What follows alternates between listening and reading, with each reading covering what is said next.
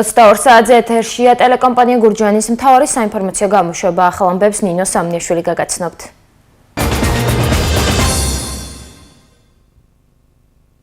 შვიდი წლის უფროსი გოგო მიმყავს ღორზე სანადიროდ და საქართველოში ყველა სამსახურს ურჩევ წინ არ გადამეღობოს. იქ ჩემი შვილი იქნება. Facebook-ზე გამოქვეყნებულ პოლიციელის ამ სტატუსს გენინსპექცია სწავლობს. იძულებული იქნება ხალხი, რომ სახლის პირობებში მოიწესრიგონ თავი. 15 იანვრიდან სილამაზის სალონები მკაცრად გაკონტროლდებიან. იარაღების სტერილიზაცია, ხელთათმანების გამოყენება, თეთრეულის ცვლისა და რეცხვის რეგულირება. კიდევ რა მოეთხოვებათ სტილისტებს და ემუქრება თუ არა სილამაზის სალონებს დახურვა. ბაკრატელებს ვეღარ ვიხმარებთ მეორეზე. ბაკრატელებს არ სჭირდება სტერილიზაცია, იმიტომ რომ კანზე არ ეხები. ცხელი წყალი არ აქვს. სადაც ვირსავარის მაშინელი სიტუაცია. თემაზე ვრცლად სტუმარი საზოგადოებრივი ჯანდაცვის ექიმ პროფილაქტიკოსი საუბრებს. და უნდა გააკეთოს და ხალხი უნდა დასაქმდეს. ხელისუფლებისგან რა მოლოდინები აქვს მოსახლეობას 2016 წელს გამოკითხვა გურჯაანში. რა უნდა გააკეთოს ხალხს გვერდზე უნდა დაუდგეს. ასევე უნდა დააყენოს ყველაფერს, მარტო თავიანთ ჯიბეებს ისქელებს, სხვა არაფერს. ხალხისთვის იმუშავებენ, მე მგონი.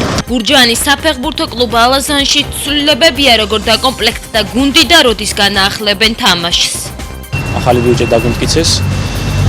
ჩვენ ყველანაირად ვეცდებით, რომ ახალი სეზონი განვაახლოთ. საღამო მშვიდობისა. შინაგან საქმეთა სამინისტროს გენერალურმა ინსპექციამ ლაგოდეხის რაიონული სამმართველოს თანამშრომლის ბაკურ ბაკაშვილის Facebook-ის სტატუსის შესწავლა დაიწყო. ბაკაშვილი საკუთარ გვერდზე აქვეყნებს, რომ მისი 7 წლის გოგონა ღორზე სანადიროდ მიყავს, ხოლო მეორე კომენტარი უკვე მუქარი შინაარსს ატარებს. მან ჯერ სტატუსი წაშალა, შემდეგ Facebook-ის გვერდის გაუქმა, თუმცა ეს ინფორმაცია სოციალურ ქსელში მაინც გავრცელდა. უახლოეს ხანში ჩემი შვილი უფროსი გოგო 7 წლის ლილე ბაკაშვილი მიმყავს ღორზე სანადიროდ და საქართველოში ყველა სამსახურს ურჩევ წინ არ გადამეღობონ. იქ ჩემი შვილი იქნება. ვაი რომ ცხელტყვიას გავუტარებ შუბლში და მერე იკითხონ ვის რამხელა პატრონი ჰყავს. გამზრდელს ავუფეთქებ ყველას, მაგ დროს არ მომინდომონ სამსახურებრივი ჩათვლები, პლუსები და პრემიები. კუბოში ჩავაწვენ ყველას, წერს ბაკაშვილი.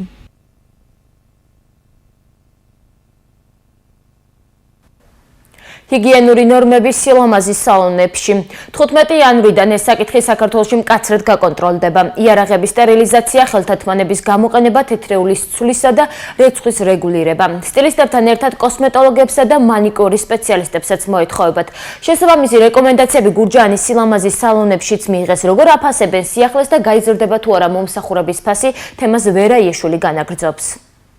15 იანვრიდან მთელი საქართველოს მასშტაბით ყველა სილამაზის სალონი შემოწმდება. სტილისტებმა სალონში ჰიგიენური ნორმები მკაცრად უნდა დაიცვან. თითოეულ სტერილიზატორის და რამდენიმე სახის ინსტრუმენტების ქონა მოეთხოვება. იარაღების სტერილიზაცია, ხელთათმანების გამოყენება, თეთრეულის ცვლისა და რეცხვის რეგულირება მოეთხოვებათ აგრეთვე კოსმეტოლოგებსა და მანიკურის სპეციალისტებსაც. ნარჩენების უსაფრთხო შეგროვება და გატანაც მკაცრად გაკონტროლდება. გურჯაანის სილამაზის სალონებში ამბობენ, რომ ეს დიდ თანხებთანაა დაკავშირებული და ამ ნორმების დაცვა გაუჭირდებათ.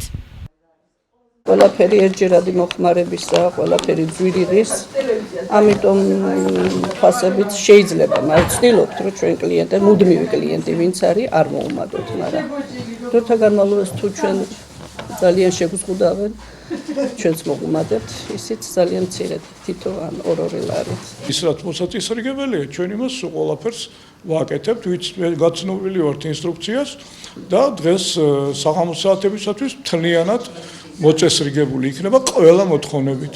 მოთხოვნები ეს ახლა მე კანონიერად მიმაჩნია და ნორმალურია, ყველაფერი მესმით რაღაცა, მაგრამ ჯერ მაინც ჩვენ არა ვართ ის ქვეყანა, რომ ჩვენ კიდე თუ არა ავიღოთ მოწინავე ქვეყნები. სტილისტების ნაწილის აზრით კი თუ ისინი ამ ნორმებს მკაცრად დაიცავენ, იძულებულები გახდებიან მომსახურებაზე ფასი გაზარდონ, რაც მათი აზრით გურჯაანში არაეფექტური იქნება. გაიზრდება ფასები და იძულებული იქნება ხალხი, რომ სახლის პირობებში მოიწესრიგონ თავი. ბაკრატელებს ვეღარ ვიხმარებთ მეორეზე, თითო ბაკრატელი, ანუ რასაც ხმარობთ დღეს ჩვენ ღირს სადღაც 20-დან 25 ლარამდე და ყოველ შეჭრაზე ამას ვერ გავაკეთებთ ნამდვილად.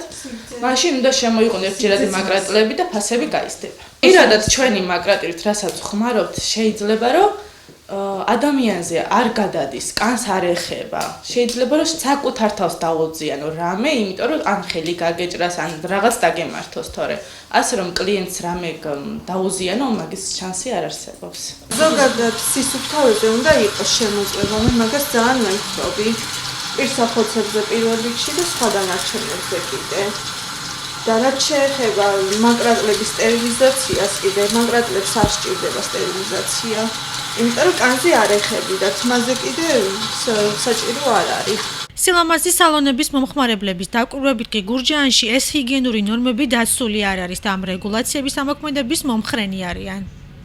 მე ვფიქრობ, რომ აუცილებელია მეტად მიექცეს ყურადღება სალონებში არსებულ სიტუაციას და გაუმჯობესდეს იმისთვის, რომ მოქალაქეებმა თავი უფრო უკეთ იგრძნონ და დაცულად. ჯობია მომსახურების ფასი გაიზარდოს, ვინც სარგებლობს, მაგით თვითონ ის უნდა იყოს მაგით დაინტერესებული, რომ 1000 მიკრობი არის და 1000 დაბინძურებაა და გაიზარდოს რა მოხდა, ისეთი დიდი პროცენტით ნამდვილად არ გაიზრდება და ჯობია გაიზარდოს და დაცული იყოს ყველა მომხმარებელი, ვიდრე რომ მივიდეს და ისე ვინ რა იცის, რითი დაავადდება. ახლა მე ძირითადად თმას ვიღება, ახლა მე არაფერი არ აღიარჯდება თბილისში ვიჭრდი, მაგრამ აქ ვიღება, მაგრამ ის პირობები, რაც ცხელი წყალი არ აქვს, ის სადაც პირსაბანის მაშინელი სიტუაცია, აი არ ვიცი.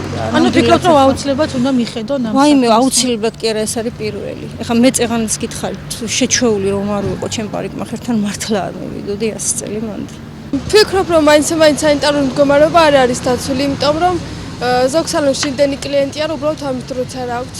აუცილებელია, რომ იყოს რამე ესეთი კანონივით რამე, რომელიც აიძულებს მათ, რომ ჩაატარონ ყოველი კლიენტის შემდეგ სანიტარული რამე.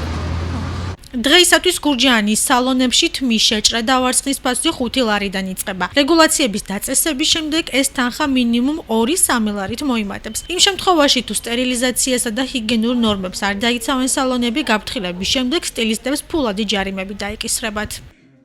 უფრო ვრცლად რა წესების დაცვა მოეთხოვებათ სილამაზის სალონებს და რა ჯარიმა დაიკისრება თუ ვერ შეასრულებენ ახალ რეგულაციებს, ამაზე საუბარს ჩვენ სტუმართან საზოგადოებრივი ჯანდაცვის ექიმ პროფილაქტიკოსთან ეკა ბურდიაშვილთან ერთად განვაგრძობთ.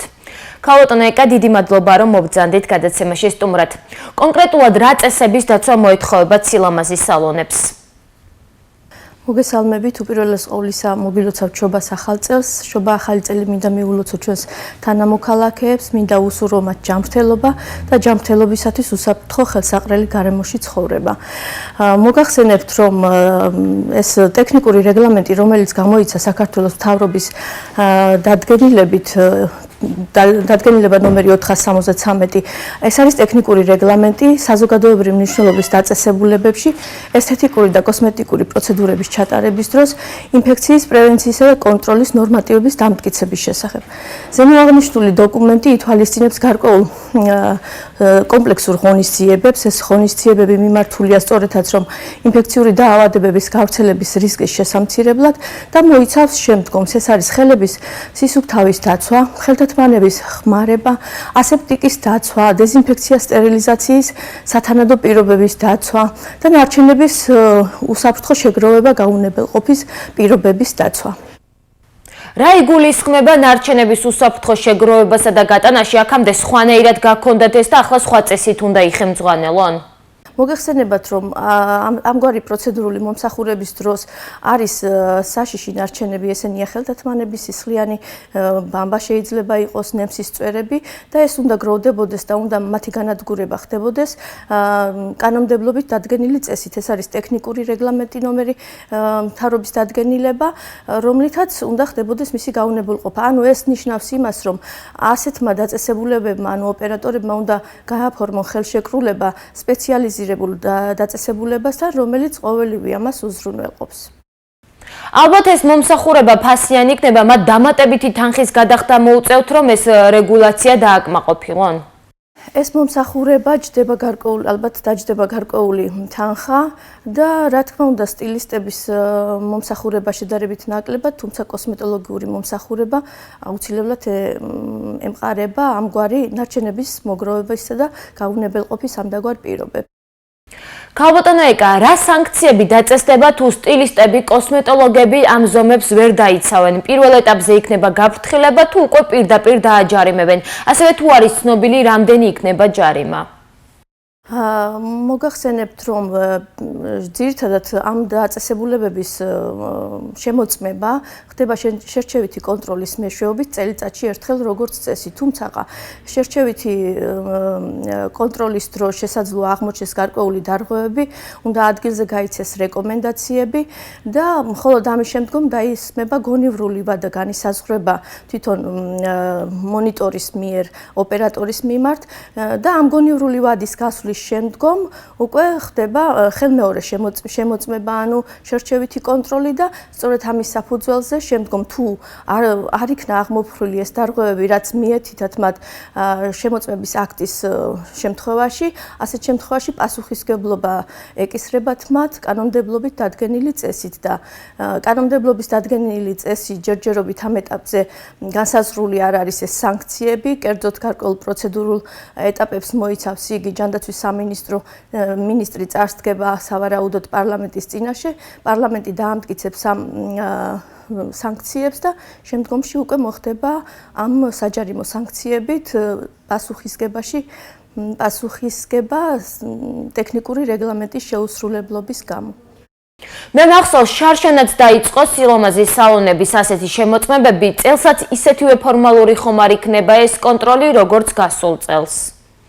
სავარაუდოდ შარშან გავაცანით მათ დეზინფექცია სტერილიზაციის პირობები, ის რომ გარდა სამედიცინო დაწესებულებებისა მათაც ეკუთვნოდათ ამდაგვარი პროცედურების წარმართვა თავისი მუშაობიდან გამომდინარე, თუმცა ეს უკვე შემუშავებულია ტექნიკური რეგლამენტი უფრო კომპლექსური ღონისძიებებია და სავარაუდოდ ეს ამოქმედება აუცილებლად, იმიტომ რომ C-ჰეპატიტის ელიმინაციის პროგრამა, რომელიც მთავრობამ დაიწყო გასულ წელს, აუცილებელია მისი რეზულტატი დავინახოთ. ზოგადად გაშლილია მუშაობა როგორც C-ჰეპატიტით დაავადებულთა მკურნალობის კუთხით, პრევენციის კუთხით, დიაგნოსტიკური კუთხით, ხელმისაწვდომობა უფრო გაზრდილია და მინდა დავამატო კიდევ ის, რომ მოსახლეობისთვის საინტერესო ინფორმაცია გავაჟღერო. 15 იანვარს გურჯაანის მუნიციპალიტეტის საზოგადოებრივ ჯანდაცვაში თელავის რეგიონალური ლაბორატორიიდან გვეწევიან სპეციალისტები, რომლებიც ჩაატარებენ მოსახლეობის უფასო სკრინინგ კვლევას C-ჰეპატიტზე. დაინტერესებულმა პირებმა, ვინც თვლის, რომ მოიაზრება რისკ ჯგუფთან და უბრალოდ უნდა რომ გამოიკვლიოს თავი C-ჰეპატიტზე, უნდა მოგმართოს საზოგადოებრივი ჯანდაცვის სამსახურში 15 იანვარს. გისურვებთ ჯანმრთელობას. დიდი მადლობა. ტელეკომპანია გურჯაანის კითხვებს საზოგადოებრივი ჯანდაცვის ექიმ-პროფილაქტიკოსი ეკა ბურდიაშვილი პასუხობდა. 2016 წელსაც გურჯაანში გამოკითხულ რესპონდენტებს ის მოლოდინები აქვთ, რაც გასულ წლებში. ჩვენ მიერ შემთხვევითი გზით შერჩეული რესპონდენტების უმრავლესობა ხელისუფლებისგან კვლავ სამუშაო ადგილის შექმნას, პროდუქტებსა და მედიკამენტებზე ფასების დაკლებასა და პენსიის მომატებას მოითხოვს. როგორც ყოველთვის მოსახლეობას წელსაც ოპტიმისტური განწყობა აქვს.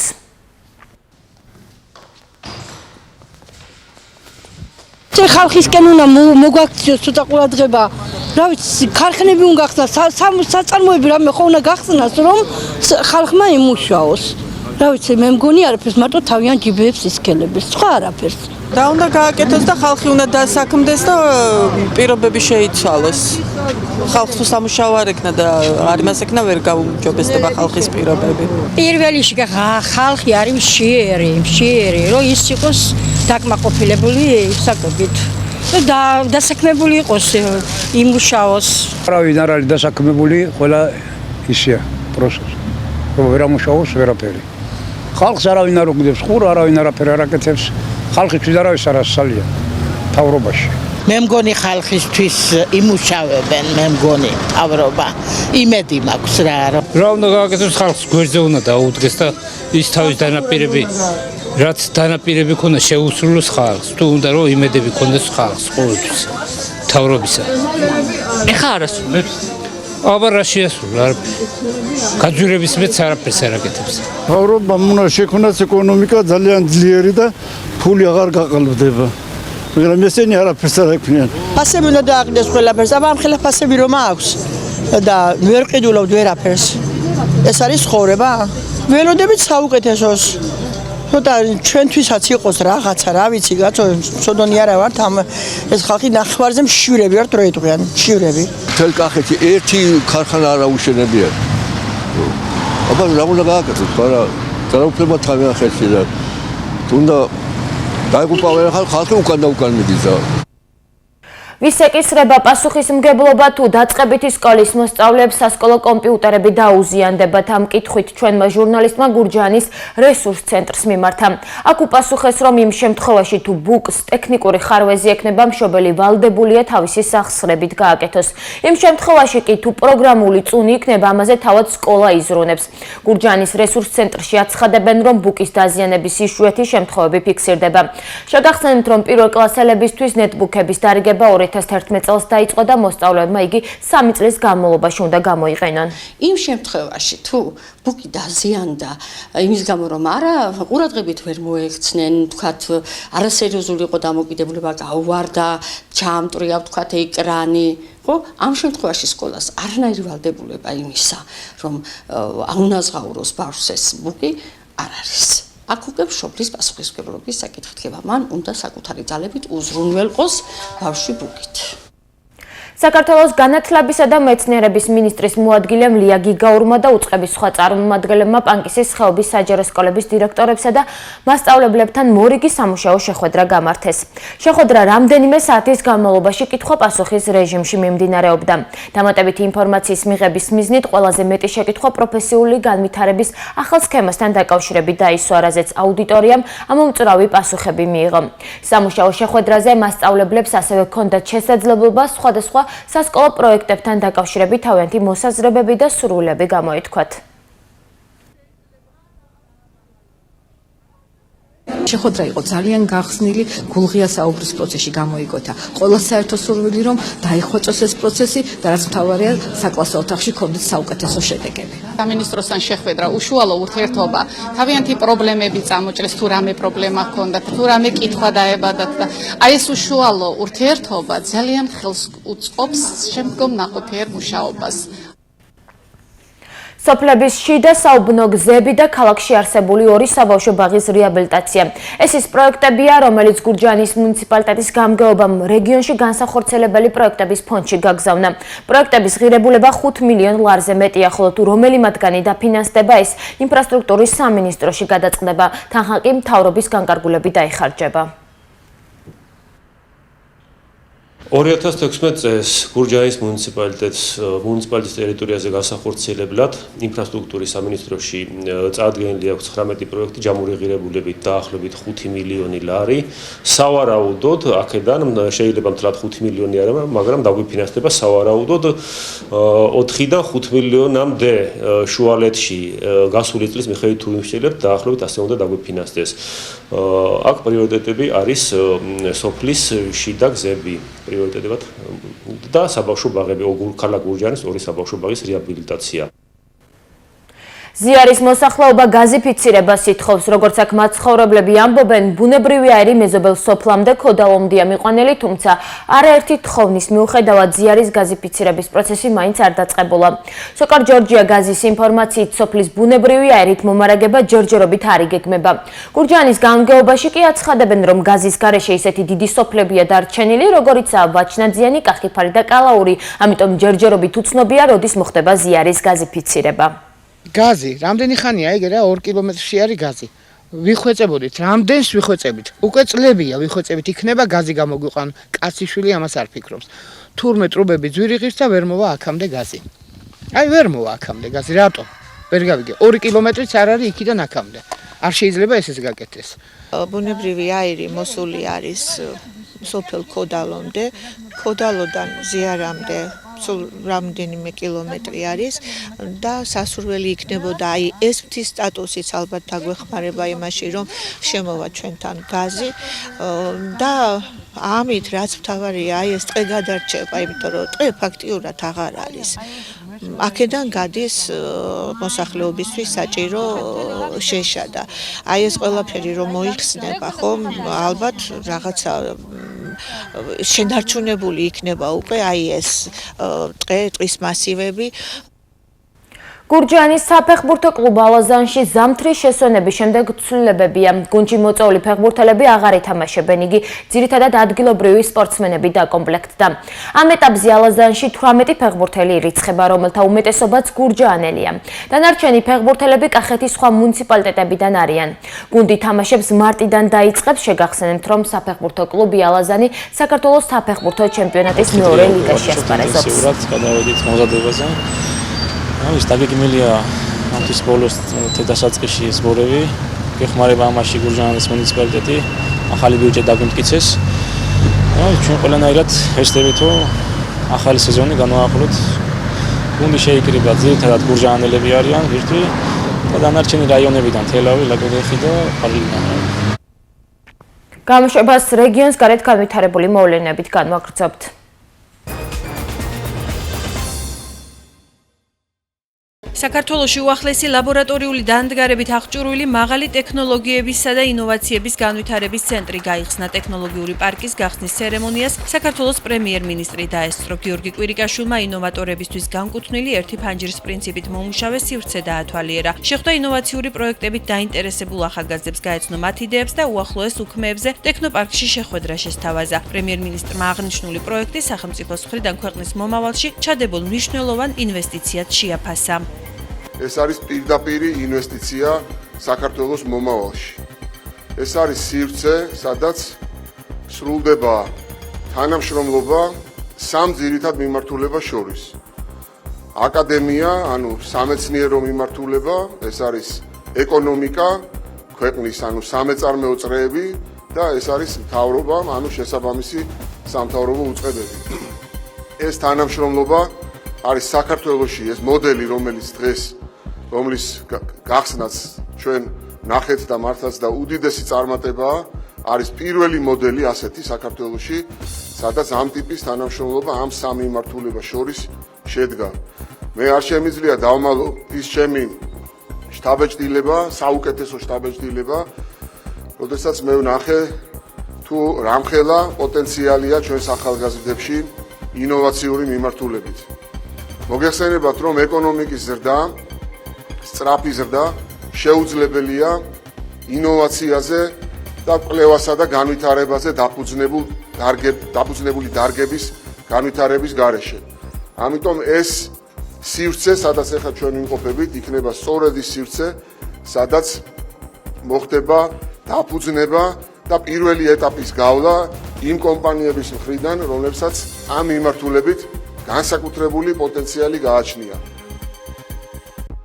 32 ბატალიონის ბრავო ასეული ავღანეთშია. აღნიშნული ასეული როტაციის წესით 32 ბატალიონის ალფა ასეულს ჩაანაცვლებს. ქართველი ჯარისკაცები გერმანული ბუნდესვერის სარდლობის დაქვემდებარებაში კოალიციის სხვა წარმომადგენლების გვერდიგვერდ სამშვიდობო მისიას 7 თვის განმავლობაში შეასრულებენ. საქართველოს შეიარაღებული ძალების მესამე ქვეითი ბრიგადის 32 ბატალიონის ბრავო ასეულის მთავარი ამოცანა ბაზა მარმალის უსაფრთხოების უზრუნველყოფა იქნება. 32 ბატალიონის ბრავო ასეული ჩაუმფრინდა მაზარ-შარიფში, სადაც ჩაანაცვლებს იგივე ბატალიონის ალფა ასეული მიიღებს მონაწილეობას შემდეგი 7 თვის განმავლობაში მტკიცე მხარდაჭერის მისიაში სწრაფი რეაგირების ამოცანის შესასრულებლად. მივიღეთ ქვედანაყოფი მაზარ-შარიფში ბაზა მარმალზე.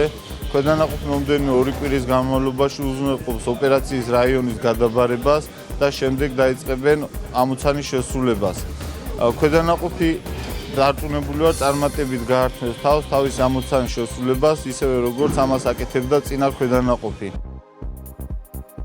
შინაგან საქმეთა სამინისტრომ უკანონო იარაღი ამოიღო. სამართალდამცველებმა ერთობლივად ჩატარებული ოპერატიულ სამძებრო ღონისძიებების შედეგად ცეცხლსასროლი იარაღის და საბრძოლო მასალის მართლსაწინააღმდეგო შეძენა შენახვა ტარების ბრალდებით წარსულში ნასამართლები მამაკაცი თბილისში დააკავეს. იგი ჩადენილ დანაშაულს აღიარებს. თბილისში დავაკავეთ ერთი პირი, რომლის პირადი ჩხეკისას ბაკაროვის სისტემის პისტოლეტი და საბრძოლო ვაზნები ამოვიღეთ. გამოძიება ცეცხლსასროლი იარაღის და საბრძოლო მასალის მართლსაწინააღმდეგო შეძენა შენახვა ტარების ფაქტზე მიმდინარეობს.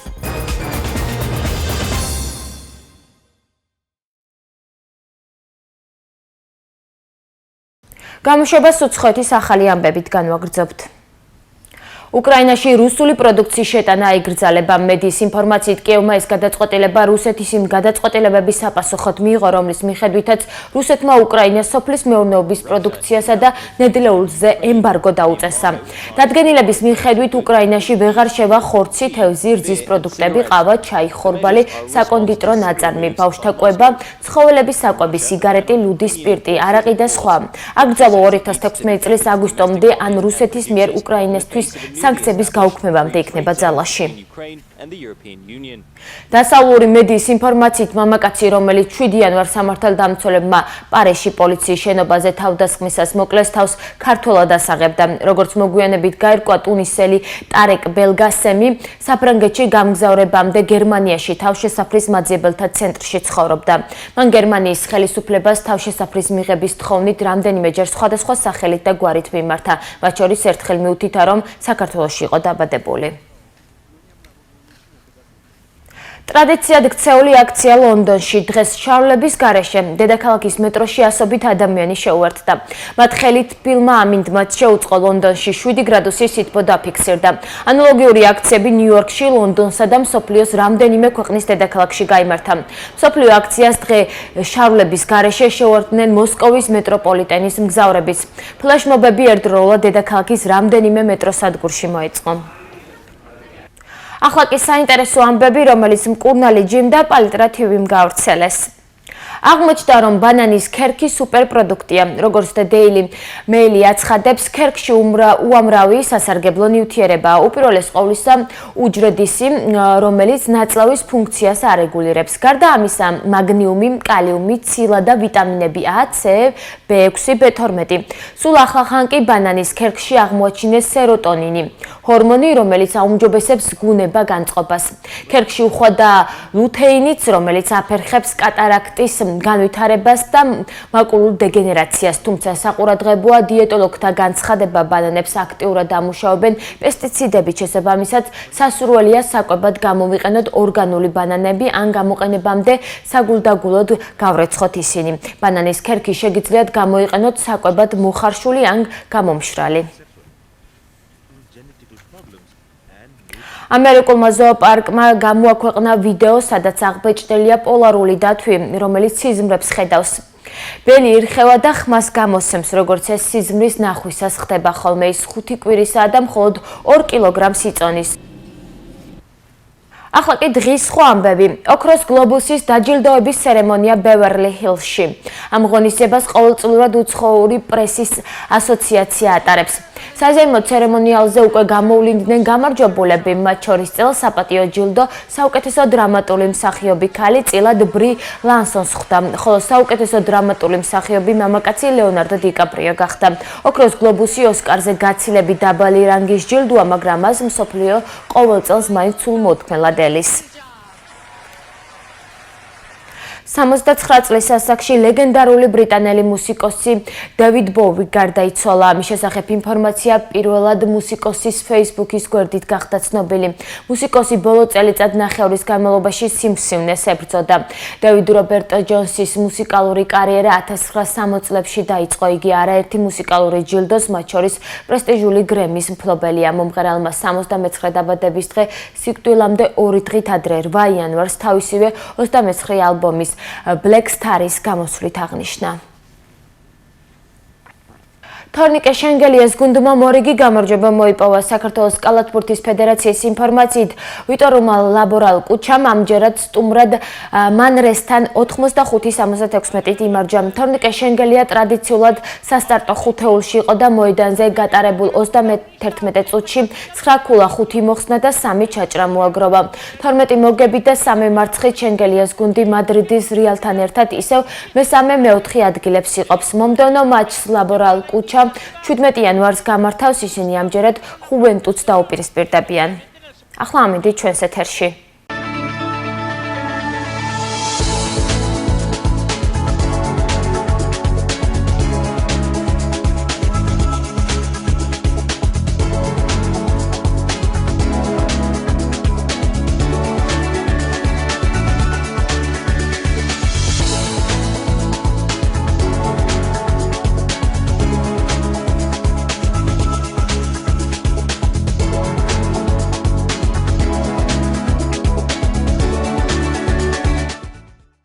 ასეთი იყო დღევანდელი საინფორმაციო გამოშვება. მე ნინო სამნეშვილი, ხუთშაბათამდე გემშვიდობებით, ნახვამდის.